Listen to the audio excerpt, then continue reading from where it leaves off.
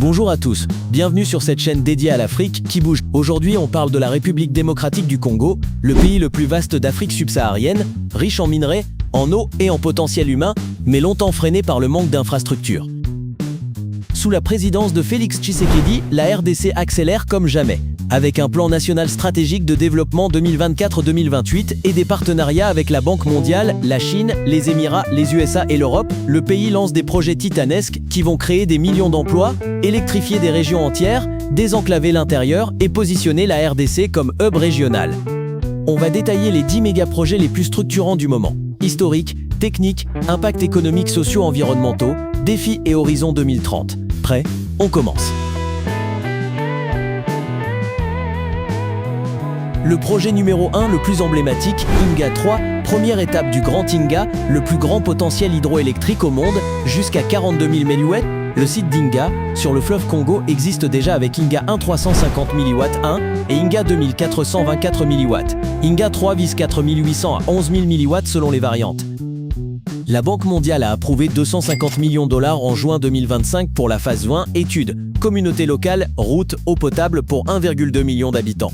Coût total estimé, plus de 10 milliards de dollars. Impact, électricité pour des millions de Congolais, export vers l'Afrique australe. Industrie minière boostée, réduction des coupures. Défis, déplacement de population, risques environnementaux, dette, horizon, première turbine vers 2030, si les travaux démarrent en 2026, c'est le projet qui peut faire de la RDC le barrage de l'Afrique. Numéro 2, le port de Banana, le premier vrai port en eau profonde de la RDC sur l'Atlantique. Concession 30 ans à DP World, Emira Plomota Engil. Phase 1, quai 600 mètres, tirant d'eau 16,5, 18 mètres, capacité 450 000 EVP an, 30 halles de stockage. Travaux en cours, phase 1 prévue fin 2026. Coût de phase 1, plusieurs centaines de millions de dollars. Impact, fin de la dépendance aux ports étrangers, Matadi trop petit, Pointe-Noire, baisse des coûts de transport de 30-40%, milliers d'emplois directs, boom des exportations minières et agricoles. Défi, dragage, coordination avec le corridor routier Banana. C'est la porte océane souveraine que la RDC attendait depuis 60 ans. Numéro 3, le Lobito Atlantic Railway Corridor, le nouveau couloir logistique qui relie le Copperbelt Katanga plus Zambie au port de Lobito en Angola. Réhabilitation de la ligne DRC Angola plus nouvelle section.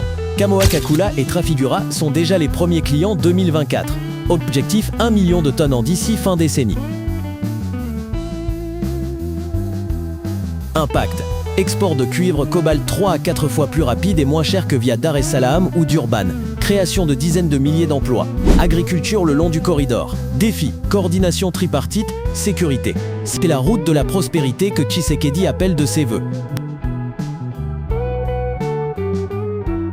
Numéro 4, le grand chantier routier, notamment la RN1, Kinshasa, Bachamba, Kikwit-Chikapa, Mbuji-Mayi, Kananga, Lubumbashi, 700 km de routes réhabilitées, plus 700 km de pistes rurales, plus de 19 millions de personnes vont bénéficier d'un accès amélioré au marché. Kinshasa-Kikwit en moins d'une journée au lieu de plusieurs jours. École, centre de santé, forage inclus. Impact, sécurité alimentaire, commerce interne, désenclavement. Défi, entretien futur, pluie. C'est le projet qui relie vraiment le pays. Numéro 5. Manono, l'un des plus grands gisements de lithium au monde, roche dure. Après des années de disputes, Cobalt Metals, soutenu par Bezos et Gates, a signé un accord majeur en 2025 avec l'État et AVZ pour développer la partie sud. Impact, batterie pour voitures électriques, milliers d'emplois qualifiés, revenus fiscaux énormes, positionnement de la RDC dans la transition énergétique mondiale. Défi, communauté locale, environnement. Manono peut devenir le Katanga du lithium. Numéro 6, modernisation de 13 aéroports dont Njili Kinshasa, Mbuji-Mayi, Lubumbashi, nouvelles pistes, terminaux, système de navigation. Impact, facilitation du tourisme, du fret minier, connexion interne. Défi, sécurité, financement. La RDC va enfin avoir des aéroports dignes d'un grand pays. Numéro 7, Congo Digital. 55 000 km de fibre optique, 12 000 km déjà posés. 3 data centers tier 3, câbles sous-marins, identité numérique blockchain, DRC Pass, digitalisation des services publics. Impact 85% de couverture urbaine, 30 000 emplois dans le numérique, e-gouvernance, inclusion financière, défis cybersécurité, formation. La RDC passe à l'ère digitale. 8. Kamoa-Kakula, déjà l'une des plus grandes mines de cuivre au monde, Ivano-Plozhigine. Expansion continue, production record, utilisation du corridor Lobito. Impact, milliards de dollars de recettes, emploi, transfert de technologie. La RDC reste leader mondial du cuivre et cobalt. Numéro 9. Parc industriel de Maluku. Zones économiques spéciales avec infrastructures modernes pour attirer les investisseurs, agro-industrie, transformation minière, pharma. Impact, création d'emplois industriels, diversification hors mine, début des études et premières implantations. Numéro 10. Bukangalonzo, le plus grand projet agro-industriel d'Afrique centrale. Ferme mécanisée, usine de transformation, formation d'agriculteurs. Objectif, sécurité alimentaire, export. Impact, réduction des importations alimentaires, emplois ruraux massifs. Le retour de la RDC comme grenier de l'Afrique centrale. Voilà les 10 méga-projets qui redessinent la carte de la RDC. Énergie, port, route, mines stratégiques, numérique, agriculture, c'est une vraie révolution silencieuse qui se joue sous nos yeux. Ces chantiers vont créer des millions d'emplois, réduire la pauvreté, attirer les investissements et faire de la RDC un acteur majeur du 21e siècle.